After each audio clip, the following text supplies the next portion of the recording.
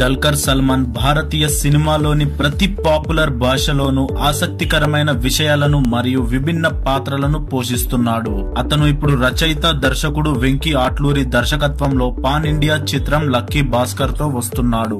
Movie makers Eid సందర్భంగా lucky Bhaskar teaser ప్రపంచంలోకి విడుదల చేశారు. డల్కర్ సల్మాన్ లుక్ మరియు పీరియడ్ సెట్టింగ్ నుండి భాస్కర్ యొక్క ప్రతిష్టాత్మక పాత్ర చిత్రం కోసం ఆసక్తిని పెంచుతుంది.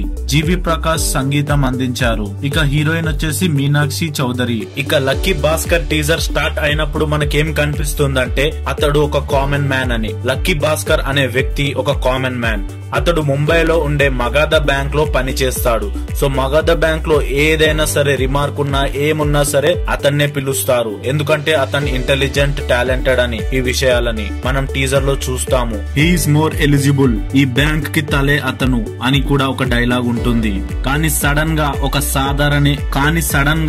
సాధారణ బ్యాంక్ ఎంప్లాయీ అకౌంట్ లో ఇంత డబ్బు పడింది అంటే ఎలా ఉంటుందో ఈ మూవీలో చూపిస్తారు. ఆ సీన్ ని, ఆ సన్నివేశాన్ని మీరే చూస్తారు. ఇక ఈ మూవీలో ఒక డైలాగ్ ఉంటుంది భయ్య, అది మాత్రం వేరే లెవెల్. మనలాంటి మిడిల్ క్లాస్ వాళ్ళకే తగులుతుంది ఆ డైలాగ్. కరెక్ట్ సూటబుల్ అన్నమాట. ఆ డైలాగ్ ఏంటంటే, మిడిల్ క్లాస్ మెంటాలిటీ సార్, మేమింతే. కష్టం వచ్చినప్పుడు ఖర్చులు తగ్గించుకొని రూపాయి దాచుకుంటాం.